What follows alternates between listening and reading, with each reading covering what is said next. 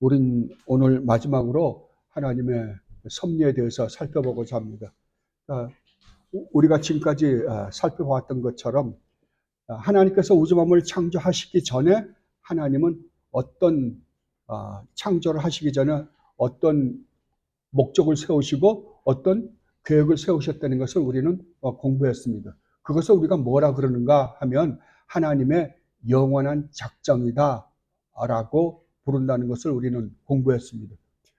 그 계획이 실질적으로 하나님이 창조하신 세계 속에서 이루어진다는 사실을 우리는 살펴보았습니다. 그래서 하나님은 이제 우주 만물을 창조하셨습니다. 창조하셨다고 한다면 창조 안에서 일어나고 있는 일은, 이 세상에 있는 일은, 일어나고 있는 일은 마치 우리 인간들이 어떠한 일들을 함으로 말미암아 이루어지는 하나의 역사 같지만 그 역사, 우리가 눈에 보이는 역사 뒷면에는 하나님의 역사가 있다는 사실을 우리는 공부했습니다. 그러니까 하나님이 우주 만물을 창조하신 것은 하나님의 목적이 있어서 창조했을 뿐만 아니라 그 목적을 이루는 과정까지도 누구 손에서 움직이고 있다고요? 하나님 손에서 움직이고 있다고요. 그것을 뭐라고 하냐 그러면은 그것을 섭리라고 합니다. 그러니까 하나님께서는 하나님의 창조하시기로 계획하신 것뿐만 아니라 그 계획을 이루시는 데 있어서 하나님은 한순간도 눈을 띄지 않으시고 그 목적, 하나님이 세워놓으신 그 계획을 따라서 그 계획이 그대로 일어나게끔 하나님이 간섭하고 지키시고 보호한다는 사실을 우리는 지금 공부해 오고 있습니다. 그것을 뭐라고 부른다고요? 하나님의 섭리다라고 부릅니다. 여러분이 분명히 한 가지 인식해야 될 것은, 여러분 교회를 다니고 예수를 참되게 믿는, 신실하게 믿는 성도들이라고 하더라도 자꾸만 이걸 잊어버리는 것 같아요. 그러니까 우리는 이 세상에 수많은 나라들 있잖아요. 그 수많은 나라에 소속되어 있는 관계로 말미암아 정작 크리스찬이 누려야 할 진짜 하나님 나라와 진짜 하나님 나라에서 주어질 우리가 받아야 될 그 축복을 누리지 못하는 것 같습니다. 제가 항상 여러분들에게 말씀을 드리지만 이 세상에는 두 나라밖에 없습니다. 딱 두 나라입니다. 이 세상에 수많은 나라들이 있잖아요. 이게 나눠진 나라들이 있는데 실질적으로는 두 나라밖에 없습니다. 하나는 사탄의 나라, 하나는 하나님 나라. 사탄의 나라는 누가 다스리는 나라예요? 사탄이 왕인 나라예요. 사탄이 다스리고 있는 나라예요. 하나님 나라는 하나님이 왕으로 다스리는 나라입니다. 두 나라밖에 없습니다. 그렇다면 여러분이 진실되게 하나님을 믿으시는 분들이라고 한다면 여러분은 비록 이 세상에 살고는 있지만 이 세상에 어느 나라에 소속되어 있는 사람이에요? 하나님 나라에 소속되어 있는 사람들이에요. 과거에 여러분들이 하나님을 모를 때에는, 참 믿음을 갖고 있지 않을 때에는 여러분이 세상에 속한 사람들이었어요. 다른 말로 하면 사탄의 나라에 소속되어 있는 사람이었어요. 그런데 이제 세상에 속해 있던 사탄의 나라에 소속되어 있는 여러분을 하나님이 끄집어내서 어떤 나라로 옮겨주신 거예요? 하나님 나라로 옮겨주신 거예요. 그렇다면 사탄 나라에 속해 있던 우리를 하나님께서 끄집어내서, 우리 주 예수 그리스도를 통해서 끄집어내서 하나님 나라의 백성으로 만들으셨다고 한다면 여러분이 이 세상에서 어디에 살든지 상관없이, 이 세상에 수많은 나라가 있죠. 어느 나라에 살든지 상관없이 여러분은 이 세상을 어떻게 살아야 되냐 그러면 하나님 나라 백성으로서 이 세상을 살아가는 거예요. 하나님 나라 백성으로서. 하나님 나라 백성으로서 살아가면 여러분이 소속되어 있는 나라의 법도 우리가 충실하게 지킬 뿐만 아니라 분명히 지켜요. 그러나 우리는 누구의 법을 따른다? 항상 하나님의 법을 따른다고요. 그러니까 세상의 법이 우리로 하여금 하나님 나라 법을 따르지 못하게 하지 않는 이상 우리는 세상의 법을 우리는 존중하고 그대로 따릅니다. 그러나 항상 우리는 누구의 법을 따라서 사는 사람들이라고요? 하나님 나라의 법을 따라서 사는 사람들이에요. 근데 이걸 잊어먹는 거예요. 자꾸만. 나는 한국에 사니까, 한국 사람으로서 하나님의 축복, 미국 사람으로서 하나님의 축복, 영국 사람으로서 하나님의 축복, 이런 식으로 생각하는 거예요. 아니에요. 그렇다고 한다면 여러분들의 미국 사람이 됐건 브라질 사람이 됐건 한국 사람이 됐건 러시아 사람이 됐건 상관없이 하나님 나라 백성은 한민족이에요. 다. 성경은 그것을 하나라고 그러는데도 불구하고 자꾸만 우리는 구분을 해요. 뭘로 구분을 해요? 나라로 구분하고 그 다음에 우리의 얼굴색으로 구분하고 이런 저런 것을 가지고 자꾸만 구분을 하기 시작합니다. 안 됩니다. 성도는 절대 안 돼요. 세상 사람들은 그럴 수 있어요. 어차피 그 사탄의 종으로 있는 나라 사람들은 어차피 자꾸만 분리를 시키거든요. 서로 찢어발겨요. 그래서 올바른 걸 올바르게 보지 못하게 하기 위해서 거짓의 압이니까요. 하지 못하게 하기 위해서 다 이렇게 흩어놓거든요. 그러나 성경, 하나님 나라 백성은 아니에요. 하나님 나라 백성은 하나로 자꾸만 모아지게 만드는 거예요. 그러니까 우리가 비록 한국에서 살고 있지만 우리가 하나님 나라 백성이라고 한다면 우리에게 가장 가까운 사람은 누구냐 그러면 하나님 백성이에요. 그분들이 흑인이 됐건 인디안이 됐건 백인이 됐건 상관없이 그분이 내 진짜 형제 자매들이라고요. 하나님을 참되게 믿는 사람들이라고 한다면 그분이 진짜 우리와 똑같은 교류를 가지고 우리와 똑같은 신앙을 가지고 살아가고 있다고 한다면 그분이 우리의 진정한 형제요 자매들이라는 것을 여러분들 항상 인식해야 됩니다. 그래야지 여러분들이 신앙생활을 올바르게 할 수 있어요. 자, 그런데 우리가 지난주에는 뭘 공부했냐 그러면 이 하나님의 섭리의 4항과 5항에 대해서 공부했거든요. 그러니까 1항부터 3항까지는 하나님이 이 세상을 어떻게 지키시고 인도하시고 보호하시는가에 대해서 전반적으로 살펴봤거든요. 그런데 4항에서는 뭘 가르치냐 그러면 그렇다면 죄 문제는 어떻게 해결해야 되는가? 하나님이 죄를 어떻게 될까요? 죄가 들어와 있잖아요. 악이 있잖아요. 이 죄 문제를 어떻게 우리가 이해해야 됩니까? 라고 할 때 죄 문제까지도 누구의 손에 있다? 예, 하나님의 허용 안에 있다. 하나님께서 허락하지 않았으면. 그렇다고 한다면 하나님의 창세 전에 하나님이 계획 세우셨을 때 이미 이 죄 문제도 하나님은 계획을 해놓고 세웠단 말이에요. 왜 그렇게 했는지 우리는 다 이해 못합니다. 우리는 이해 못하지만 하나님이 그 계획을 세우셨고 실질적으로 역사 안에서 그 죄가 들어와서 지금 그 죄 가운데 살고 있는 우리 중에서 세상의 많은 사람 중에서 하나님은 우리를 구원하시기를 기뻐하셨다고 성경은 이야기합니다. 그런데 이게 좀 역설적이긴 하지만 제가 지난주에 공부할 때 이런 말씀을 드렸습니다. 만약에 아담과 하와가 하나님께 충실하게 하나님 말씀에 전적으로 순종하고 하나님의 말씀대로 살았다라고 한다면 결과가 어떻게 됐을까? 똑같은 결과가 있었겠죠. 근데 아쉬운 건 뭐냐 그러면은 하나님의 얼굴과 얼굴을 대하고 볼 수 없게끔 볼 수 없는 상태에서 천국에서 살았을 거라는 거죠. 왜냐? 하나님은 영이시잖아요. 영이시니까 우리가 얼굴을 볼 수 없잖아요. 우리 육체를 갖고 있으니까. 우리 육신의 눈으로는 하나님을 배울 수가 없어요. 그런데 아이러니하게도 이 세상에 죄가 들어오게 함으로 말미암아 하나님이 우리를 구원하는 구원의 역사를 이루어야 되고 구원의 역사를 이루시면서 우리에게 구원의 역사를 우리에게 적용시켰는데 가장 중요하게 필요하셨던 분이 누구세요? 예, 성자 하나님이신 우리 주님 예수 그리스도세요. 근데 성자 하나님도 성부 하나님, 성자 하나님, 성령 하나님 모두가 다 영이세요. 그러니까 우리 눈으로 볼 수가 없었어요. 그런데 성자 하나님이 이 땅에 오셔서 우리의 구원을 이루고 난 다음에는 성자 하나님이 우리를 구원하시기 위하여 인간의 몸을 입고 오셨잖아요. 하나님이신데 완전한 인간의 몸으로 입고 오셔서 우리를 구원하셨잖아요.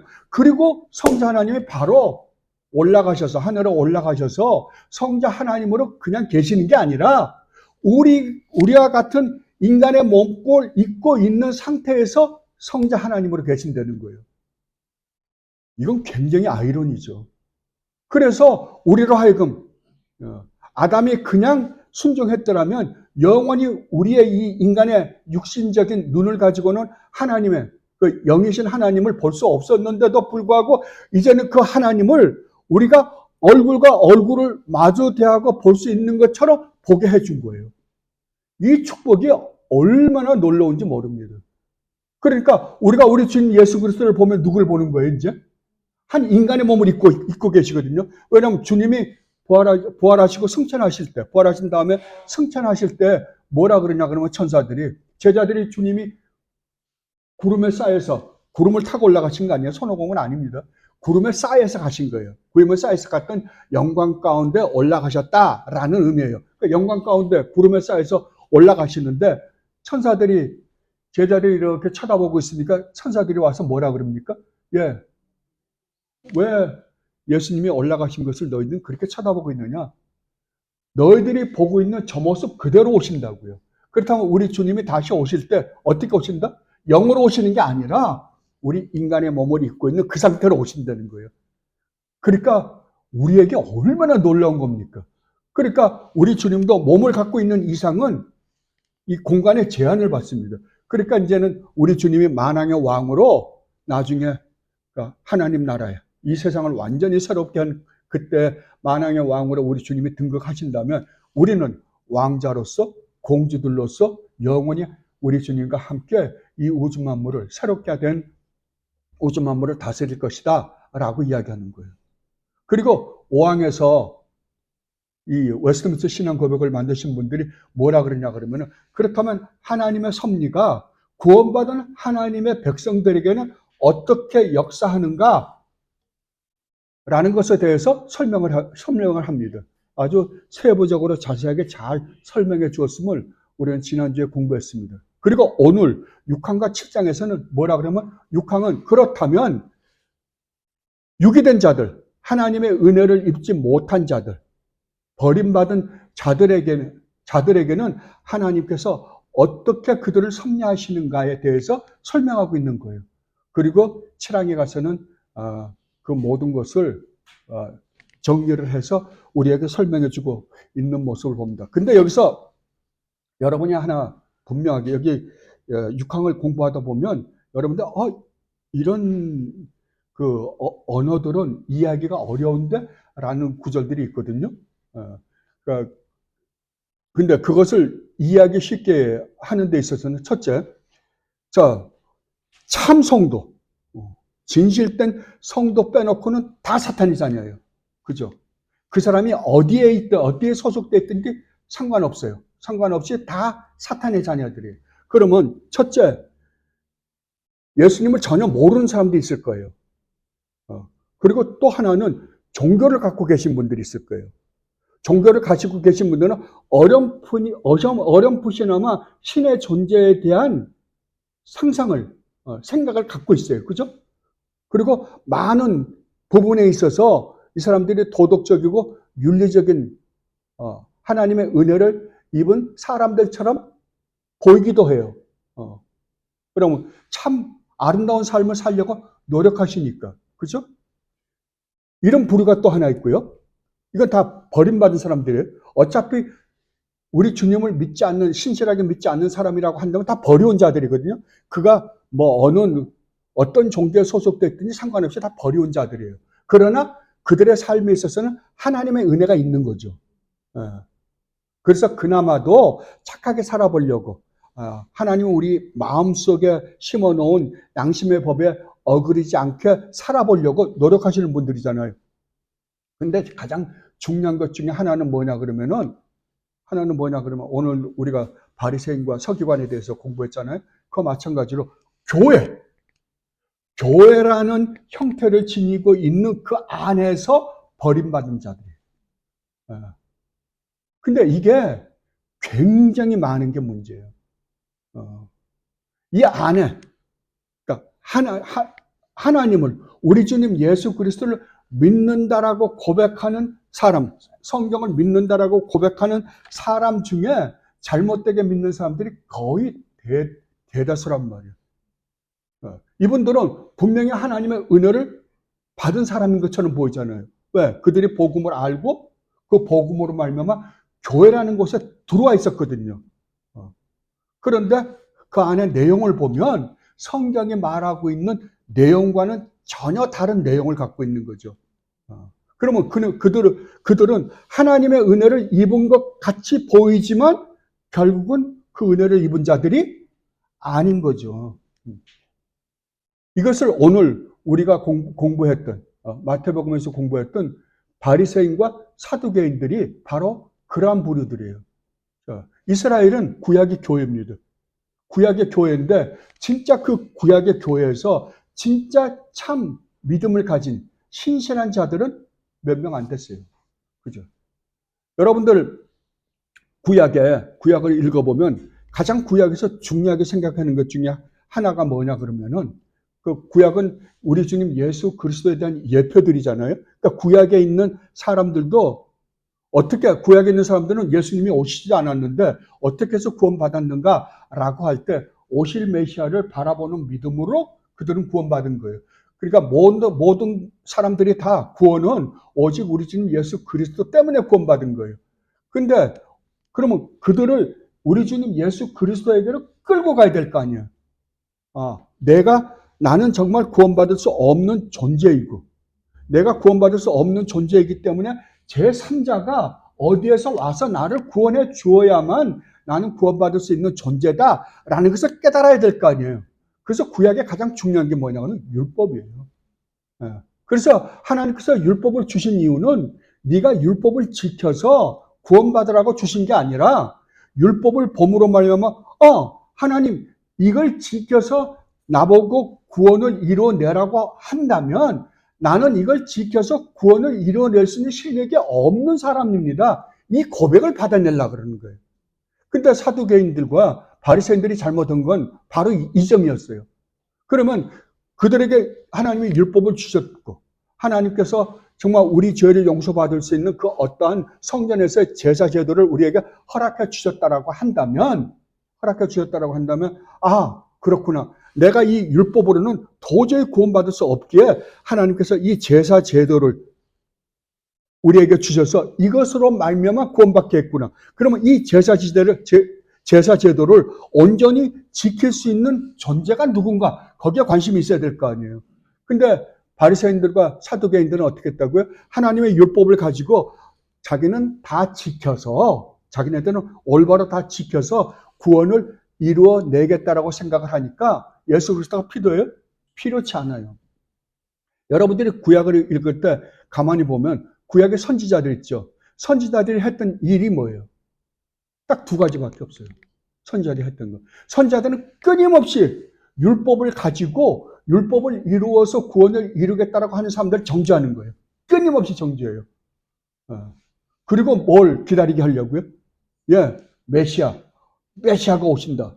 메시아가 오신다라는 것을 우리에게 가르쳐주는 역할을 하는 분들이 선지자예요. 그런데 주님이 오시기 전에 엘리야라고 하는 선지자, 엘리야가 했던 일과 같은 일을 하실 선지자가 온다라고 말라기에서 예언을 하고 끝내버렸어요. 그러면 이스라엘 백성들이 누굴 기다릴까요? 엘리야를 기다리겠죠.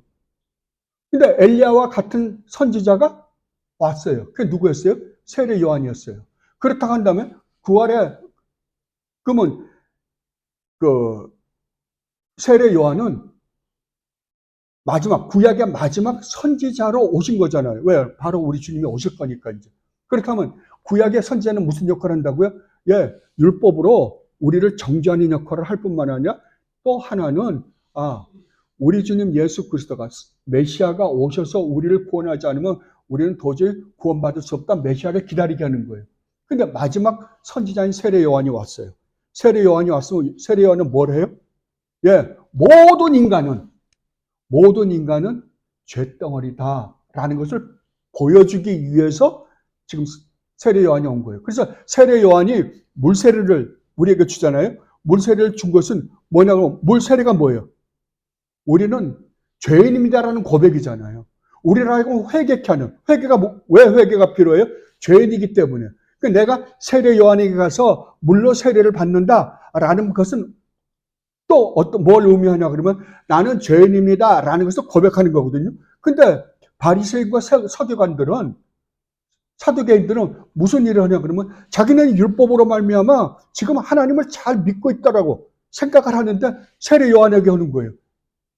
말이 안 되죠. 왜? 이 사람들은 아까 목사님이 말씀하신 것처럼 나는 죄인입니다. 라고 회개하고, 그래서 나는 죄인이기 때문에 이 세례가 필요합니다. 나는 죄인입니다라는 거 고백하는 거거든요. 그게 아니라 자기는 정결 예식을 하는 게 아까 목사님이 말씀하신 것처럼 내가 더 나은, 나는 지금까지 잘하고 있습니다. 잘하고 있습니다. 하나님의 율법을 온전히 지키고 있습니다. 그럼 올 필요 없는 거잖아요. 그런데 왜 왔다고요? 자기를 더 드러내기 위해서 왔다고요. 그러니까 뭐라 그래요? 너는 지금 이 세례에 대한 의미도 정확하게 알지도 못하게 왔다는 거죠. 그래서 세례 요한이 뭐라 그래요? 나는 너희를 회개케 하는 세례를 준다고요. 다른 말로 하면 너희가 얼마나 무시무시한 죄인임을 깨닫게 하는 세례가 지금 세례 요한이 하는 세례예요. 그 역할을 하나 하고요. 지금. 그러니까 모든 인간은 죄인이다. 그러니까 이것이 먼저 전제가 안 되면 예수 그리스도는 필요가 없어져 버리는 거죠. 그죠? 그러니까 이 세상에 사는 모든 사람들은 율법으로 죄인들입니다. 라는 것을 먼저 이야기하기 위해서 지금 세례 요한이 그 역할을 하고 있는 거예요. 마지막 선지자로. 그리고 또 하나는 구약 선지자들이 뭐라고요? 오실 메시아가 오셔서 모든 일을 이루셔야 된다. 우리를 온전히 구원하셔야 된다라고 이야기하는 거잖아요. 근데 마지막 선지자는 뭐예요? 이분이 오시리라고 약속하신 바로 그분이다라는 것을 이야기해 주려고 세례 요한은 그 역할을 담당하고 있는 거예요. 이분이 바로 구약에서 그렇게 선지자들이 말씀하셨던, 오리라고 약속했던 바로 그분이다. 근데 세례 요한은 나중에 헷갈린 거예요. 그냥 정확하게 구원이 어떻게 이루어지는지 모르고, 세례 요한의 생각에도 아직까지 이 구원은 전 인류를 대상으로 한 구원이 아니라 우리 이스라엘을 국가적으로나 그 다음에 경제적으로나 그 다음 막강한 나라를 만들어서 이 세상의 최대 강대국으로 만들어 주실 분이 오실 메시아였구나라고 생각을 한 거예요. 근데 가만히 감옥에서 들어보니까 이상한 일만 한단 말이야. 뭐 창녀들하고 같이 다니시고, 그 다음에 뭐 세리들하고 다니시고, 그 다음에 맨 어디 가서 그냥 뭐 가난한 사람들, 불쌍한 사람들, 또 아픈 사람들 고쳐주고 그런 일만 한다고 하니까 이거 헷갈린 거잖아요. 왜? 이제는 자기가 생각했던 메시아, 제자들도 똑같이 생각했으니까 그런 메시아라고 한다면 어떻게 해야 돼요? 사람을 모으고 그 다음에 힘을 키워서 로마를 무너뜨리고 지금 이스라엘을 최고의 강대국으로 만들어줘야 되는데 이거 하는 일 가만히 보니까 그 일은 안 하고 이상한 일만 하신단 말이야. 그러니까 오실 그이가 당신입니까? 아니, 뱃속에서부터 알았던 사람인데 헷갈린 거죠. 그래서 주님 뭐라 그래요? 봉사가 눈을 뜨고 안전뱅이가 일어나고 가난한 자들이 복음을 듣고 깨닫고 회개하고 돌아온다 라고. 그러니까 구약을 훤히 알고 있는 세례 요한이나 선지자들은 메시아가 오셔서 하실 일이 이스라엘을 강대국으로 만들어 줄 게 아니라 뭔가 색다른 일을 하러 오신 거구나 라고 그때에서 안 거예요. 그러니까 여러분들이 잘 중요하게 생각해야 되는 거는, 어차피 그 밖에서 유기된 자는 어차피 마찬가지예요. 근데 제일 문제는 뭐냐면 교회라고 하는 한 테두리 안에 있는데 버리운 자에 대한 섭리를 하나님께서 어떻게 하시는가, 거기에 대해서 오늘 6항은 좀 더 자세하게 우리에게 가르쳐주고 있는 것으로 보입니다. 자, 6항을 한번 읽어보십시다. 188페이지입니다. 6항입니다. 다 함께 읽어보도록 하시겠습니다. 의로운 재판장 되신 하나님께서는 전에 지은 죄들을 인하여 그들의 눈을 어둡게 하시고 마음을 강팍해 하신 사악하고 불경건한 자들의 경우 그들에게 깨달음을 주고 그들의 마음속에서 역사하실지도 모르는 신적 은혜를 허락하지 않으실 뿐만 아니라 때로는 그들이 가지고 있던 은사들을 빼앗기도 하신다. 또한 그들을 버려두어 그들의 부패함이 기회를 타서 자신들을 죄를 범하는 대상들이 되기도 하신다. 또한 동시에 그들 자신의 정욕과 세상의 유혹들과 사탄의 권세에 넘겨주기도 하신다. 그로 말미암아 그들은 하나님께서 다른 사람들의 마음을 부드럽게 하기 위해서 쓰시는 수단을 가지고서도 자신들을 강팍하게 하고 마는 것이다. 자, 가만히 보세요. 그러면 하나님께서 버려온 자들을 어떻게 하시는가? 자, 우리가 분명히 그 두 민족이 있다고 그랬습니다. 하나님께서 택하신 백성은 이 세상에 사는 방법은 똑같아요. 외관상으로 보면 똑같은 삶을 살고 있는 것 같아요. 똑같은 일을 겪고 똑같은 삶을 살고 있는 것 같이 보이는데, 하나님께서 택한 백성은 그 똑같은 일을 겪는 그 일 안에서 하나님께서 간섭하여서 그 일을 뭘로 바꾼다?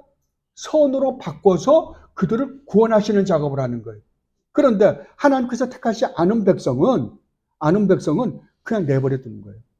내버려 두면 그들은 자기가 살고 싶은 대로 살면서 가버리는 거예요. 그것을 오늘 그 188페이지 아래 보면 로마서 1장 24절로 32절 제가 프린트해 드렸잖아요. 그걸 한번 읽어볼게요. 이런 식으로 내버려 두면 인간은 그냥 가는 거예요. 인간은 절대 하나님을 찾지 않는 거죠. 24절부터 제가 읽어보도록 하겠습니다. 그러므로 하나님께서 그들의 마음에 정욕대로 더러움에 내버려 두사 그들의 몸을 서로 욕되게 하셨으니 이는 그들이 하나님의 진리를 거짓 것으로 바꾸어 피조물을 조물주보다 더 경배하게 공부하고 섬김이라. 주는 곧 영원히 찬송하시리로다. 아멘. 그러니까 하나님께서 이 세상의 사람들을 그냥 내버려 두면 어떤 결과가 나타나냐 그러면 하나님을 알고 하나님을 영화롭게 하는 것보다 뭘 좋아한다? 세상의 삶을 더 좋아해서 살게 된다 이 말이에요. 이 때문에 하나님께서 그들을 부끄러운 욕심에 내버려 두셨으니 곧 그들이 여자들도 순리대로 쓸 것을 바꾸어 영리로 쓰며 그와 같이 남자들도 순리대로 여자 쓰기를 버리고 서로 향하여 음욕에 부릴 듯하며 남자가 남자와 더불어 부끄러운 일을 행하여 그들의 그릇 때문에 상당한 보응을 그들 자신이 받았느니라.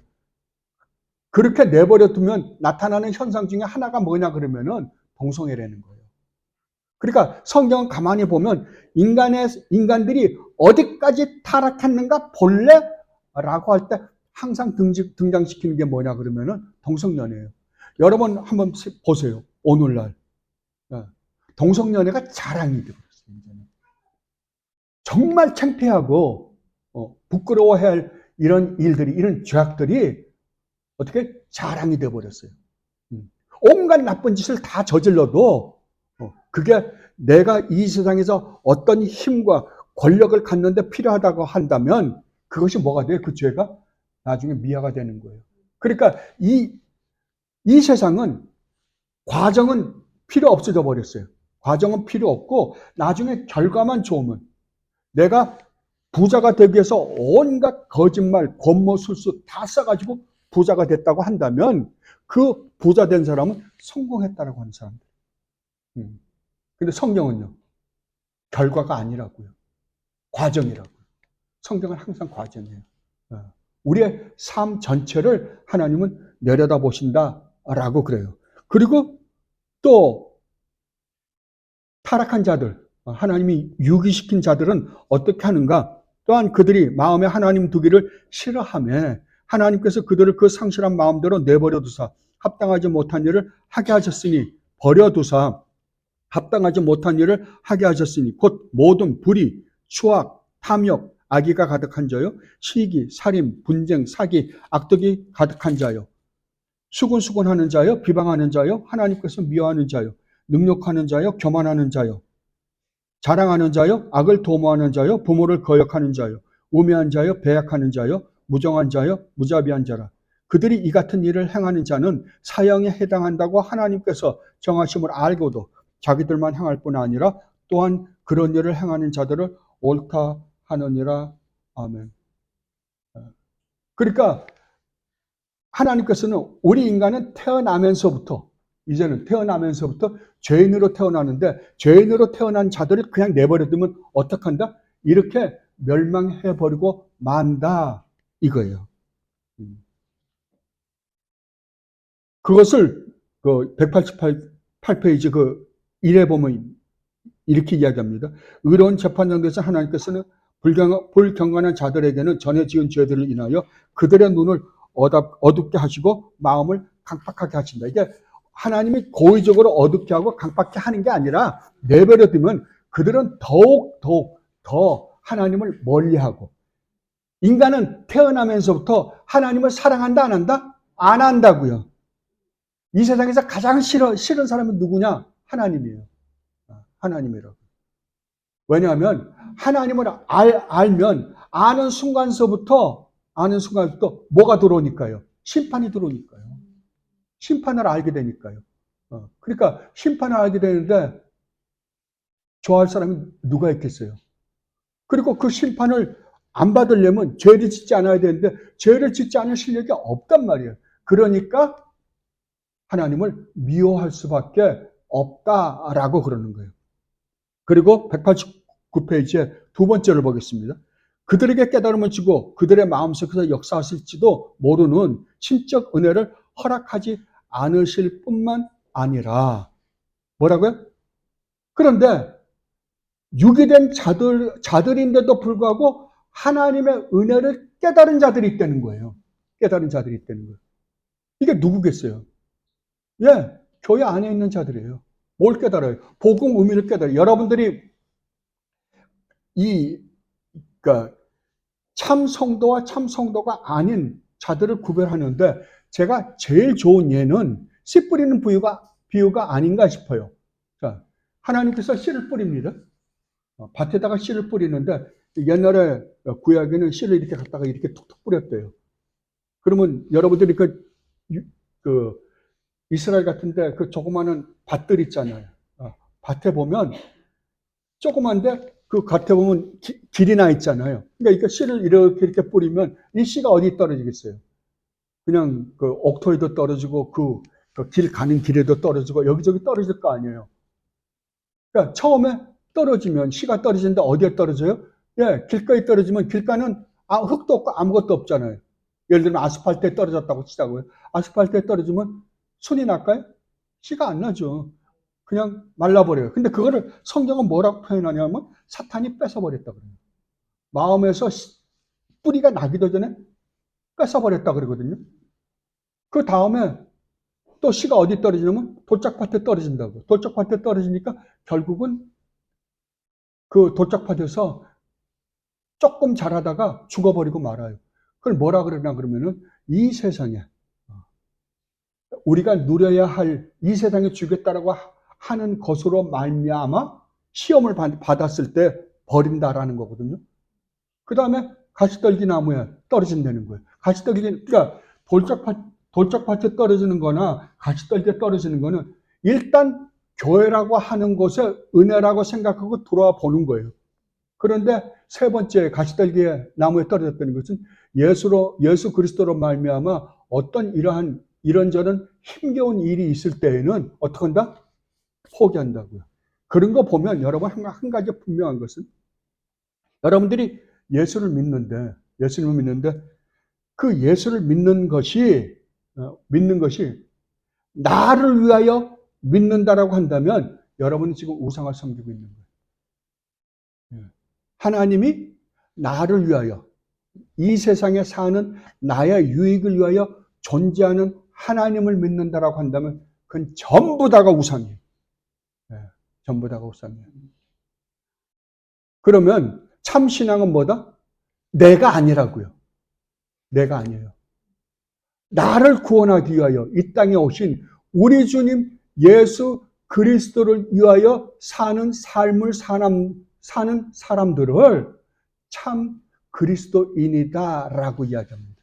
여러분들이 구약을 읽어보시면 우상을 만들 때 하나님이 항상 표현하는 게 있어요. 우상을 만들었을 때 그들이 우상을 만든 이유가 뭐냐? 그들 자신을 위해서라고. 근데 참 성도들은요, 하나님이 나의 영광을 위해서, 하나님의 영광을 위해서 그들이 존재하는 거예요. 이게 완전히 다릅니다. 근데 오늘날 여러분들이 보면 어떻습니까? 이 세상의 기독교가 어떻게 되어버렸어요? 예, 하나님보다 내 중심이에요. 이 세상의 모든 것이 내 중심이잖아요. 내가 없다면 하나님도 무슨 소용이 있냐 이거예요. 그죠? 내가 존재하지 않는데 하나님 무슨 소용이 있느냐. 그래요? 하나님은 우리가 인정을 하면 하나님이 되고 인정을 안 하면 하나님이 안 되는 게 아니에요. 하나님은 영원 전부터 영원히 하나님이세요. 하나님이세요. 그런데 여러분들이 정말 제가 항상 말씀드리지만 여러분들이 정말 이 복음을 진짜 믿으시는 분들이라고 한다면 자, 여러분이 하나님이 우리를 가장 아름다운 동산에 가장 아름답게 지었어요. 그런데 우리가 그 하나님을 배반하고 하나님 말씀을 안 듣고 이 세상에 악이 들어오게 하고 죄가 들어오게 해서 하나님과 철천지 원수가 되어버렸어요. 그러면 하나님의 입장에서 보면 우리를 어떻게 취급해야 될까요? 갈기갈기 찢어 죽여야 마땅하죠. 그래 안 하고 하나님이 우리에게 야 그러면 너희가 이렇게만 해라. 그러면 내가 용서해 주겠다. 라고 하는데 우리가 아무리 해도 그 일을 이룰 수 있는 실력이 우리에게 없다라고 한다면 우리는 이 세상에서 아무것도 할 수 없는 인간들이에요. 그죠? 우리에게 남은 거라곤 오직 하나님의 그 무시무시한 심판의 저주를 받을 수밖에 없는 것만 남아있어요. 이 세상에서 여러분들이 얼마나 화려한 삶을 살았는지 아니면 힘든 삶을 살았는지는 아무 의미 없어요. 하나님께는 모두가 다 죄인이었다라는 거예요. 그런데 하나님이 우리를 심판하시고 우리에게 그 무시무시한 저주를 내려 주셔야 마땅한데도 불구하고 그 하나님이 당신의 아들을 보내서 그 아들로 하여금 이 세상의 온갖 모욕과 멸시와 천대를 다 받게 하시고 우리로 하여금 저는 항상 마태복음 26장, 27장, 28장을 이렇게 가다 보면 여러분 한번 생각해 보세요. 얼굴에 침뱉음을 당하시고 하나님이십니다 지금.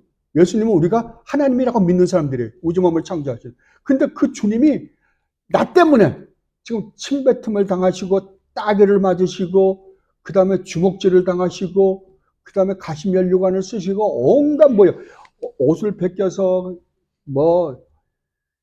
그 화려한 빨간 옷을 입혀가지고 또 절을 하고 조롱하고 여러분 한번 생각해 보세요. 이게 가능한가? 온전히 거룩하시고 의로우시고 하나님이신데 선하신 하나님이신데 그 하나님이 나 같은 걸 위해서 그랬단 말이에요. 저는 이게 가장 큰 의문인 것 같아요.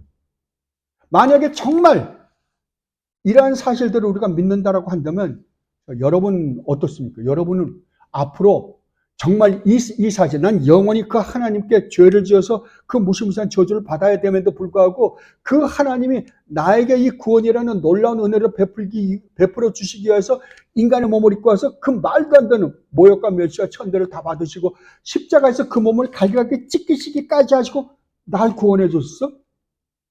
그럼 여러분 어떻게 살까요? 성경이 말하는 거는 네가 그 은혜를 아느냐?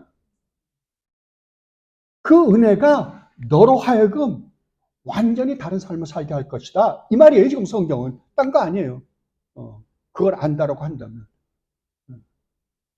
그런데 그걸 아는 사람이 예수님을 나를 위한 존재로 바꿀 수 있을까요? 그걸 정말 안다면 우리는 우리 전 인생을 다 바쳐서 그분을 위해서 산다고 하더라도 내 생명을 다 바치고 내가 가지고 있는 모든 것을 다 희생하면서 그분을 섬긴다 하더라도 우리는 그분 앞에서 할 말이 없을 거예요. 예, 나의 나 된 것은 하나님의 은혜입니다 라는 말밖에 할 것이 없을 거예요. 그렇죠? 그런데 아니 그렇게 해서 구원해 줬더니 이제는 나 축복해 주십시오. 11조는 낼게요. 부자 되게 해 주십시오. 자식들 학교 잘 들어갈 수 있게 좋은 학교 보내주세요. 이게 가능하냐 말이에요. 네. 그러니까 성경은 이 부분을 지금 다루고 있는 거거든요. 오늘 이게 하나님 섭리도 마찬가지예요. 그러니까 정말로 네가 어떤 사람들은 씨 뿌리는 비유처럼 돌짝밭에 떨어지는 사람, 씨가 떨어진 사람들 있고 가시떨기 밭에 떨어진 사람도 있을 거라는 거죠. 그러니까 그들은 복음의 말씀을 들었어요. 죄를 인식도 해요. 인간의 무능력함과 연약함도 깨달아요. 그리고 신의 존재에 대한 인식도 있어요. 신에 대한 두려움도 있고, 그리고 교회도 다녀요. 그러나 결국 그 사람들은 무엇 때문에 교회를 다니냐 그러면은 자기 자신이에요. 그래서 자기 자신을 위해서 교회를 다니는 사람, 그 사람들을 뭐라 그러냐 그러면 그들에게 깨달음을 주고 그들의 마음속에서 역사하실지도 모르는 신적 은혜를 하나님께서는 결단코 허락하지 않으신다라고 이야기하는 겁니다. 이게 오늘날 구약의 이스라엘의 모습과 오늘날 교회의 모습이 똑같이 드러나고 있습니다. 구약의 이스라엘이 왜 망했어요? 교회에 바알 신을, 아세라 신을 두려움으로 말미암아 그랬잖아요. 바알과 아세라가 뭐예요? 풍요신이에요. 그죠? 오늘날은요. 교회에 우리 주님 예수 그리스도만 계셔야 할 교회에 뭐가 들어온 거예요? 바알이 들어오기 시작했어요. 그걸 우리가 기복신앙이라고 그러는 거예요. 기복. 구약의 바알이 그대로 신약에서 들어와 버렸어요. 그러자 하나님 뭐라 그래? 너희가 나를 섬기는 것이 아니라 너희는 이제 우상을 섬기고 있다라고 이야기하는 거예요. 그래서 그들은 아무리 교회에 나와서 하나님을 찬양하고 별의별 짓을 다 한다 하더라도 결국 그들은 자기를 위한 복음의 그 놀라운 은혜를 깨닫고 정말 나 같은 죄인 살리신 주님의 그 크신 은혜를 깨닫고 그 주님을 위하여 살려고 노력하는 것이 아니라 내 축복을 위하여 교회를 다니는 사람들이기 때문에 하나님은 그들에게 이 풍성한 은혜를 베풀어 주시지 않는다라는 거죠. 그리고 3번에 보면 때로는 그들이 가지고 있던 은사들까지도 빼앗는단 말이에요. 그들에게 주었던 은사들까지도 빼앗아 버린다고요. 그리고 4번에 보면 또한 그들을 버려두어 그들의 부패함이 기회를 타서 자신들을 죄를 범하는 대상들이 되게도 하신다. 여러분 어렸을 때 보면 그 집에 뭐 예를 들면 꿀단지가 있다고 치자고요. 꿀단지가 있어서 위에 높은 데 올려놨어요. 엄마가 그 꿀단지가 저기에 꿀단지가 있는데 저거 아빠가 먹을 거니까 절대 니네들 손대면 안 돼. 아빠가 약으로 쓰는 거야. 말 안 했으면 애들이 몰라서 먹지도 않았을 거예요. 근데 그게 꿀단지가 있는데 저건 아빠가 약으로 쓰는 거니까 절대 먹지 마. 그러면 여러분 무슨 생각이 들어요? 더 먹죠? 그죠? 기억해서 먹잖아요. 이게 인간이라니까요. 그래서 여러분들 애들 성교육 시켜야 된다 그러잖아요. 성교육 시키면 어떻게 될까요? 아들이 이건 나쁜 거니까 이건 하면 안 돼. 그래요? 아니에요. 경험을 해볼 거예요. 이제. 더 나쁘다니까요. 이게 인간의 죄가 가지고 있는 죄악성들이에요. 근데 이 세상은 어떻게 해요? 그렇게 해서 교육을 시켜야 된다. 그래서 들어온 것들이 뭐예요? 심리학들이잖아요. 심리학이 인간의 문제를 해결해요? 절대 못합니다. 조금 도움은 될 수 있을지 몰라도 해결 못한다고요. 왜요? 인간은 뼛속 깊은 곳에서부터 썩어 있다니까요. 부패해 있다고요. 아무리 착하게 보이는 사람을 우리 선장님처럼 이렇게 착하게 보이는 사람도 조금만 건드려 봐요. 와, 무섭게 변신하죠. 무섭게 변신해요. 나한테 조그마한 손해만 생겨봐요. 그냥 이를 악물고 댕깁니다. 이게 우리라니까요. 그러니까 여러분들이 신앙생활 할 때 여러분이 그런 존재임을 하나님이 그러한 분위기에 우리를 두지 않으시니까 우리가 그런 일을 안 하는 것뿐이지 만약에 그러한 환경에 들어가면 우리도 똑같이 그 일을 할 수밖에 없는 존재라는 걸 항상 인식해야 돼요. 그래야지 내가 더 경계하고 내 자신을 채찍질해서 더욱더 하나님 말씀에 충실하게 살아가려고 노력하게 돼요. 그러지 않으면 나는 이만하면 됐어. 나는 이만하면 예수님을 잘 믿고 있는 거야 라고 생각하는 순간 여러분은 급전직하 땅으로 떨어질 거예요. 그래서 사도 바울이 그렇게 말씀하시잖아요. 너희가 선줄로 알거든 넘어질까 두려워하라. 네, 선줄로 아는 거예요. 그래서 항상 기독교 신앙은 하나님이 우리를 어떻게 다뤄가시냐면 끊임없이 우리 속에 있는 죄를 드러내는 거예요. 예. 오늘 드러내면 다 됐다 라고 생각할지 모르지만 오늘 드러내시고 내일 또 보면 내 안에 또 다른 죄가 숨어서 이렇게 확 꿈틀꿈틀하고 이루고 있는 모습을 우리는 발견하게 돼요. 끊임없이. 그래서 정말 나라는 존재는 하나님의 은혜가 아니고서는 절대 하나님을 알 수도, 이 구원의 은혜를 깨달을 수도 없는 존재구나 라고 깨달음과 동시에 오직 누구만 의지하게 하려고요? 우리 주님 예수 그리스도만, 우리 하나님만을 의지하게 하기 위해서 그랬다라고 이야기합니다. 그리고 5번에요. 또한 동시에 그들 자신의 정력과 세상의 유혹들과 사탄의 권세에 넘겨주기도 하신다. 이거 굉장히 무서운 말이에요. 왜냐하면 우리 가운데도 이거 끊임없이 실패하는 거거든요. 그러니까 여러분들이 육신의 정력, 안목의 정력, 우리 눈으로 보는 거, 우리 안에 있는 골로새서에서 사도 바울이 그렇게 말씀하셨잖아요. 탐심이 뭐라고요? 우상 숭배라니까요. 왜요? 우리 안에 있는 이 탐심이, 이게 육신의 정력과 안목의 정력과 이생의 자랑이잖아요. 이생의 자랑은 결국 처음에 아담과 하와가 죄를 지을 때 네가 이 선과 악을 알게 하는 나무의 열매만 먹으면 네가 하나님같이 될까봐 하나님 먹지 말라 그랬다. 그게 지금까지 똑같이 오고 있습니다. 우리 인간은 남이 나를 인정해 주는 걸 굉장히 좋아해요. 그렇죠? 그래서 자기 자랑하는 게, 자기 PR을, 오늘날은 그렇죠. 오늘날 20세기, 21세기는 자기를 자랑하는 세상이다. 자기를 PR해야 된다. 그래요? 성경하고는 정반대로 가고 있는 것들이에요. 성경은 뭐라 그래요? 너희가 자랑할 게 아무것도 없다요. 우리 안에 자랑할 게 뭐가 있어요? 아무것도 없어요. 그러니까 자랑하려면은 누구만 자랑해라? 오직 우리 주님 예수 그리스도만 자랑하라. 왜요? 우리 안에는 자랑할 게 아무것도 없으니까. 내가 좀 더 나은 존재가 되었다. 내가 남보다 좀 더 풍성한 걸 가지고 있다라고 하면 그게 내가 잘나서 똑똑해서 그것을 취한 것이 아니라 누구라고요? 은혜라고요. 항상 은혜예요.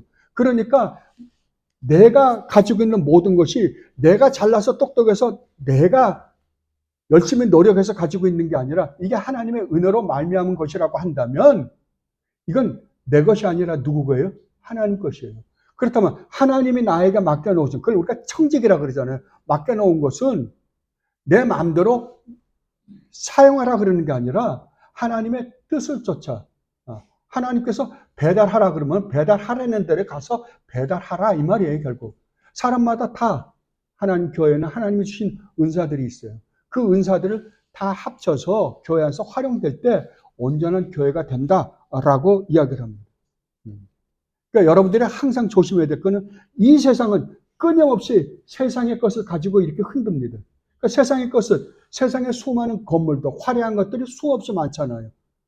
그런 것들을 흔들면서 네가 이것만 가지면 저것만 소유하면 너는 행복해질 수 있어 라고 우리에게 흔들어댑니다. 근데 그걸 가만히 들여다보면 먹음직스럽고 보암직스럽고 지혜롭게 할 만큼 탐스러워요. 안 그래요? 여러분 그냥 아파트 사는 것보다 아파트 100평짜리 다 꾸며놓고 살아보세요. 얼마나 멋있어 보여요. 근데 가만히 1,000만 불짜리, 2,000만 불짜리 집에서 산다고 하더라도 가만히 그들의 삶을 보면 정말 비참해요. 하숙방 이상도 이하도 아니에요. 아침에 나왔다가 저녁에 들어갔다 땡. 그 다음에 아침에 또 나와서 일해야 돼요. 그죠? 그게 무슨 의미가 있어요? 그런데도 그러한 집을 가지고 사는 이유가 뭐예요? 남들이 나를 알아주는 거잖아요. 아니 내가 어마어마하게 대궐 궁궐 같은 집에서 사는데 아무도 안 알아주면요. 가난하게 정말 조그마한 집을 하나 놓고 가난하게 사는 사람들이 막 좋아한다고 한다면, 예를 들면요. 좋아한다면 사람들이 다 뭐 하려고 그럴까요? 그렇게 살려고 그럴 거예요. 사람들에게 인정받으려고 그럴 거예요. 그러니까 인정받는 것 때문에 저 사람은 저렇게 엄청난 집에 살고 있어. 이거 하나예요. 근데 그걸 위해서 사람들은 수천만 불씩, 수억씩 버린다니까요. 하찮게요. 근데 우리도 조금만 잘못하면 그렇게 속는다 안 속는다? 언제든지 속는다. 언제든지.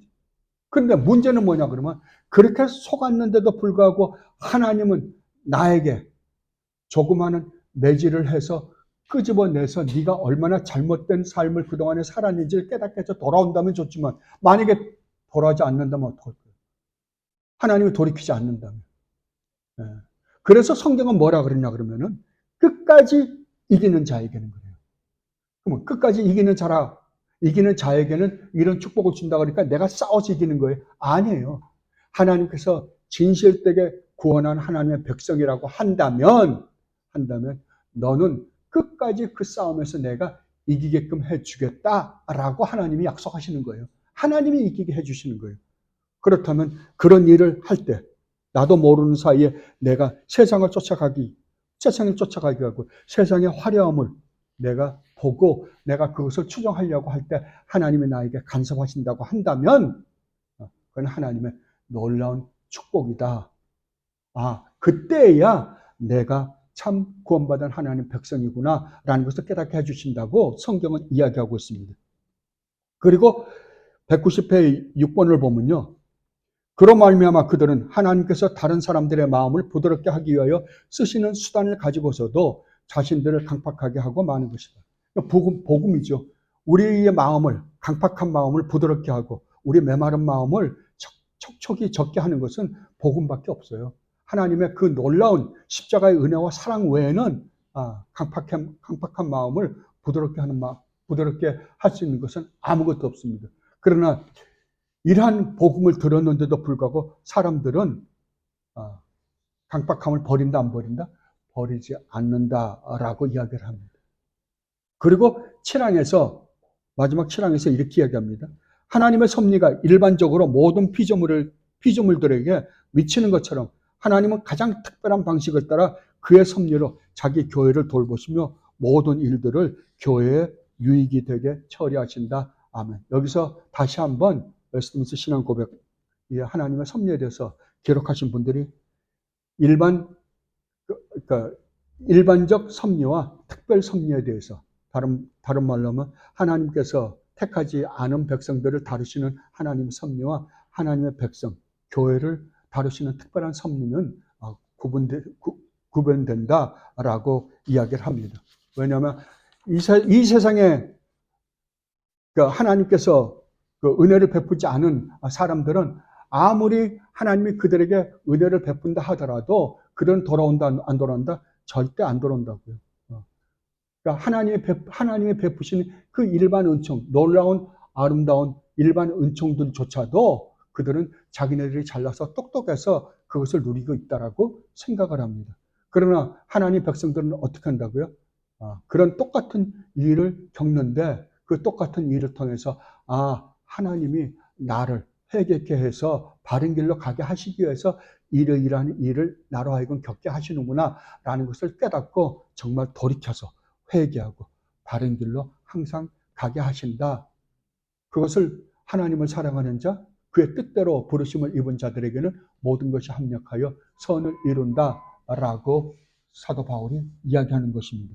그렇다면 이 섭리, 하나님의 섭리에 대해서 우리가 공부해야 되는 이유가 뭘까요?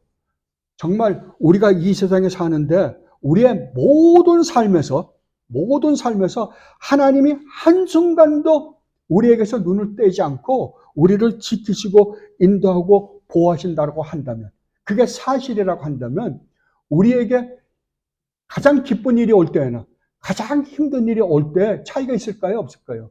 육신적으로는 어려운 일이 오면 힘들기는 하겠죠. 그러나 그 순간에도 그 일조차도 하나님의 세밀한 간섭 속에서 그것을 우리에게 주어 더 큰 하나님의 은혜와 사랑을 깨닫게 해주기 위하여 하나님께서 이것을 허락하셨다는 사실을 우리가 올바로 믿는다고 한다면 그 일이 결국은 우리에게 삶 자체에서는 어렵고 힘들어요. 저도 그런 일을 당할 때는 항상 힘들어요. 항상 힘들어요. 항상 힘들지만 하나님의 이 섭리를 가만히 묵상하고 생각해 보면 하나님께서 나에게 이것이 아니고는, 이 어려움이 아니고서는 하나님의 그 크신 은혜와 사랑을 깨닫고 오직 하나님만 바라보고 하나님만 의지하고 하나님께서 나에게 주시겠다는 저 하나님 나라의 영광을 바라보지 않고 세상을 바라보겠기에 하나님께서 나에게 이것을 허락하셨구나라는 걸 깨달으면 그때 하나씩 이겨나가게 하시는 거예요. 그래서 하나님의 섭리에 대해서는 굉장히 중요한 것 같아요. 그렇다고 한다면 이 세상에서 우리가 겪는 모든 일은 어느 하나도 쓸데없이 일어난 일은 아무것도 없는 거죠.